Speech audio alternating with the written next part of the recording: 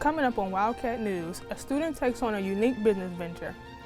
And we take a look at how the university celebrated its Founders Day.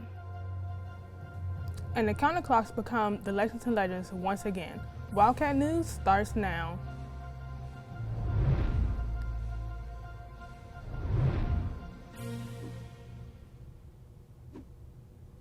Hello, I'm Kennedy Whitby. And I'm Betsy Billings. Welcome to your Wildcat News. A Lexington staple returns to the city. The counterclocks have become the Lexington Legends once again. Reporter Molly Demrow joins us in the studio now. Baseball season is quickly coming back in full swing, especially for Lexington's Professional Baseball League. Recently, members of the community that support this baseball team, whether that's former players or season ticket holders, gathered at Red Mile to hear firsthand the announcement of the new name. Is it time for us to have a name? Do we have a view on what that name should be? Do you think I'm smart enough to know I only have one option? With that, let us roll to the film. Lexington's professional baseball team underwent a name change within the past year. For the 2023 season, the name was changed from the Lexington Legends to the Counterclocks. After the season ended, the team went under new ownership, and the Lexington community is now celebrating as the original name, the Lexington Legends, is back. On February 15th, a VIP banquet was held for members of the Lexington Legends community to reveal the name change. The original name Lexington Legends was a statement for 22 years, up until it was rebranded as the Counterclocks. So fans and employees are excited to see this name brought back into the Lexington community. Lexington has really built themselves in the idea of being legendary. This is a very sports-rich town, a college town, and you're built with legends, you know, whether it's UK basketball players or guys like Brandon Phillips that used to play here and be part owners. I mean, there's just a lot of legendary connotation that comes with the city, so I think it's right that, you know, it fits. Lexington Legends' first game back will be on April 25th versus High Point. Right after the announcement of the name was made, tickets immediately went on sale. The staff and team said this season will be legendary.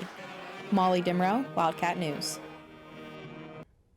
The Legends' new mascot is Mighty Lex, a baseball with a handlebar mustache and a wink. If you can't make it to the first game to see Mighty Lex and the team, games will be held all the way to September 15th. Back to you, Kennedy. Thank you, Molly. The Lexington Library continues to hit their Kentucky Legends series out of the park. Not baseball, but a series that aims to highlight and educate the community on the prominent figures in Kentucky's history. The Central Library location hosted a reenactment of the life of former runaway slave and abolitionist William Wells Brown. Before escaping into Cincinnati, Brown was born into slavery here in Lexington. Brown became the first published African-American playwright and author. Many of his books are on the display and available for checkout at the Central Lexington Library location. Actor Virgil Covington Jr. explains why he thinks the Kentucky Legends series is important. There are several African Americans who have contributed greatly to United States history. You know, and William's one of those. Garrett Morgan would be another one. You know, we have a character that does Nancy Green, who was the first Aunt Jemima. So Charles Young, okay, Brigadier General. So I think it's important that we don't lose sight of who these people are and what they contributed to the United States history, to Kentucky's history, and I think it's very important that we honor those who came from Kentucky. The series will continue next Saturday, March 9th at the Central Library location with a tale about the legendary racehorse named Lexington.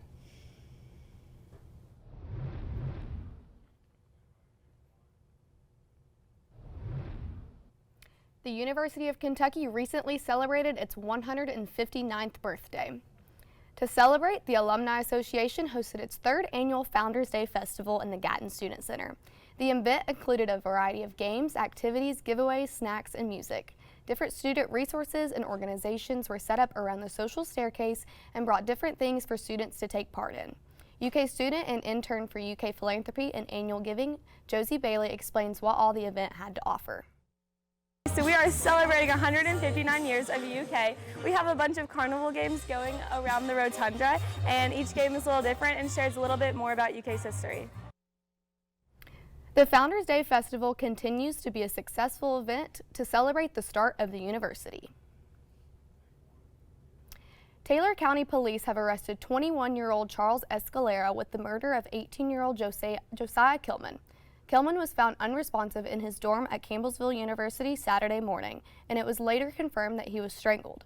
Campbellsville police reported that they responded to a call around 5:15 p.m. the same day that led them to the arrest of Escalera without incident in a barn on the county line. Escalera was arraigned yesterday morning in Taylor County District Court. His bond has been set at $2 million. College students have a lot on their plate. UK student Mo Wuhebe is no different. Wuhebe attends school while running a new business here on campus. Wildcat News reporter Nate Lucas has more on his recent success. Mo Waheba is like many other UK students. He gets done with his classes in the afternoon and he clocks into his job. But unlike other students, he clocks in as the owner. So my position at Late Night, I'm the owner and the manager right now. And so now after the class, I'm gonna walk back to Late Night because I have a food delivery. I get deliveries like Mondays and Thursdays. And so after I get all the stuff like in the freezers and stuff, I'll just start prepping and getting ready for being open at 6. I kind of had the idea in the back of my head, what if I do something that's on campus, open late, and then possibly also do delivery using scooters. I sold a part of my online business to fund this because obviously, I mean, like, it's a little hard to get funding if you're, 20 years old and you want to get into restaurants with zero prior experience. No one's going to really give you funds. So I was like, I have to fully fund this myself. That's the only way to do it. Well, a lot of people say that the restaurant business is one of the riskiest sectors you can get into, and I can definitely see that and see why. But I just felt and believed that I kind of was solving a problem, and the problem being just not too many options available at night.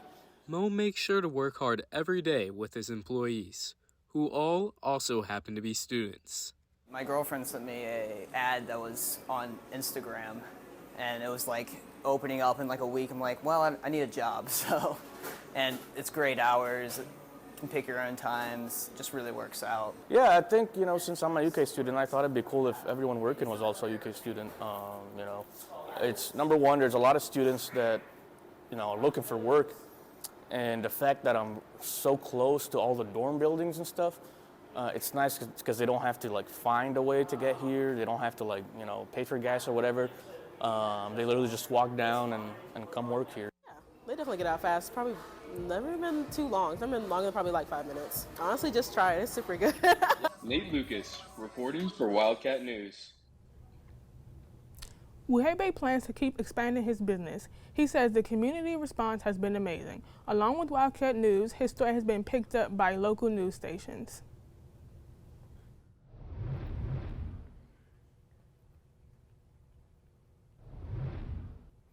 Death Valley is drawing in more visitors than ever. Death Valley is known for being super dry. However, in the last 19 years, a lake has appeared due to California record heavy rain sessions. The total amount of rainfall for the 2023 to 2024 is 17.79 inches, which is more than the 3.5-inch yearly average. Anyone who wants to visit should go sooner rather than later, as the lake will eventually evaporate. On Monday, former President Donald Trump appealed a $454 million New York civil fraud case. The appeal challenges a verdict from February 16th that the former president lied on financial statements to deceive banks and insurers regarding his wealth. Trump has denied all wrongdoing. His lawyers are asking the appeals courts to determine if the New York judge abuses his discretion. His lawyers will have the chance to expand on their claim in future court filings. Vendela Norris joins us in the studio now. Vendela, what's new in sports world? The Kentucky men's tennis team defeated the University of Dayton, and the eSports Lounge recently hosted a FIFA tournament. More on sports after the break. How do you know when you've made the right decision? It's the feeling you get in your gut, the one that tells you what's right or wrong. It's the one that says, sure, I can have a drink, or the feeling that says, okay, I've been drinking, Now what? It's the voice inside you that says, I'm buzzed. Better leave the car when it's time to go. Plan ahead. Catch a sober ride. Buzz driving is drunk driving. I'm an ex-drug dealer, and I'll be your sub today.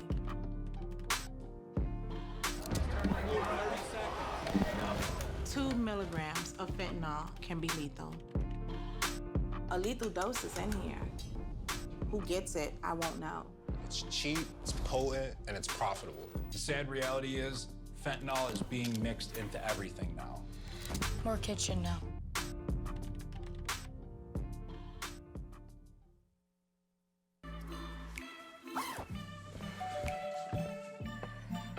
Yo, camping buddy. Okay, you guys ready? Dude, I thought you were driving. I thought you were driving. Oh, I never said I was driving. I definitely can't drive.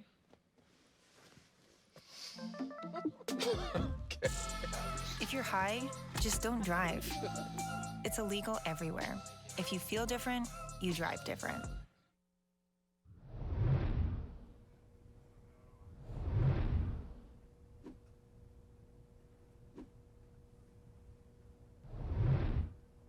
Welcome to Wildcat Sports. This past week, the Wildcats had big wins in men's basketball and tennis in a tournament in the UK Esports Lounge. Kentucky's men's tennis team closed their non-conference play with 2 wins, defeating the University of Dayton in an outdoor doubleheader in Lexington. Kentucky won the match 4-0 with double points and 3 single points. Wildcat freshmen Jack Lulitt and Matt Rankin secured the doubles points for the Cats' win with a 6-4 win. The Cats will hit the road to Nashville to play this Friday to play Vanderbilt for their first official SEC match of the season. The gaming industry is gaining popularity in Lexington thanks to UK's Esports Lounge.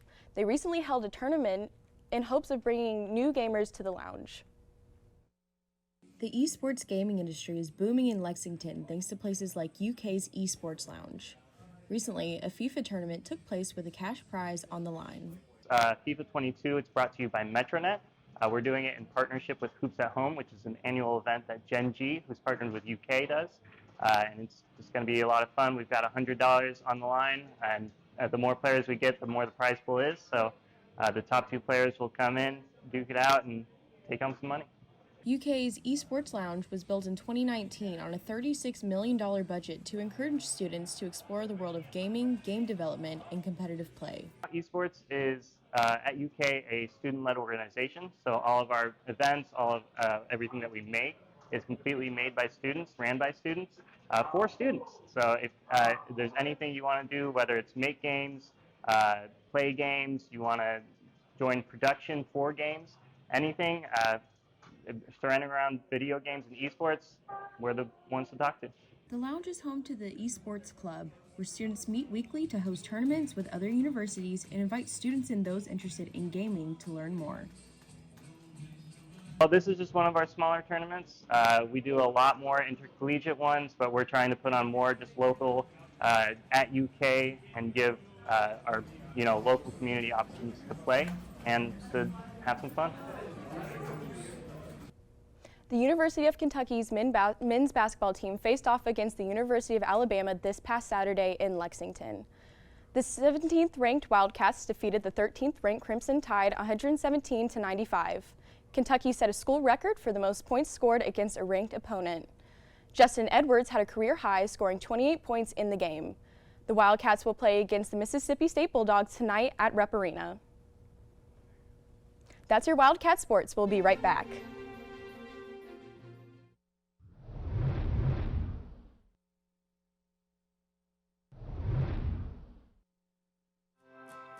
In a time full of war, be peace. In a time full of doubt, just believe. In a world full of hate, be a light. Oh, when you do somebody wrong, make it right. Make it right. Don't hide in the dark.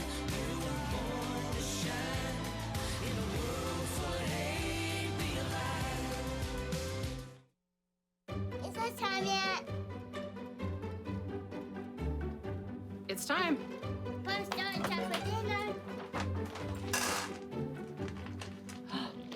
Man, do they take pictures?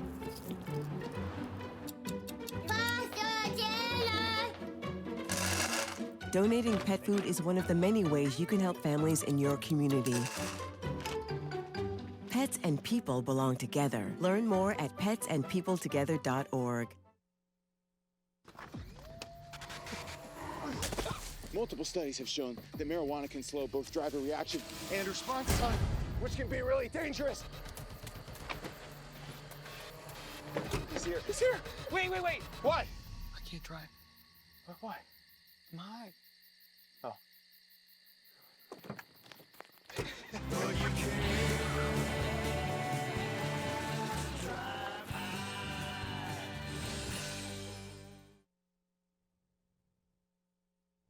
You may have heard of the yoga position, downward dog, but many participants of this yoga class took it quite literally. That's because 2 litters of puppies recently joined a workout class. Wildcat News reporter Julia Keener explains the adorable twist Saved by Fate put on their yoga class. There's no better way to start your morning than with these adorable pups.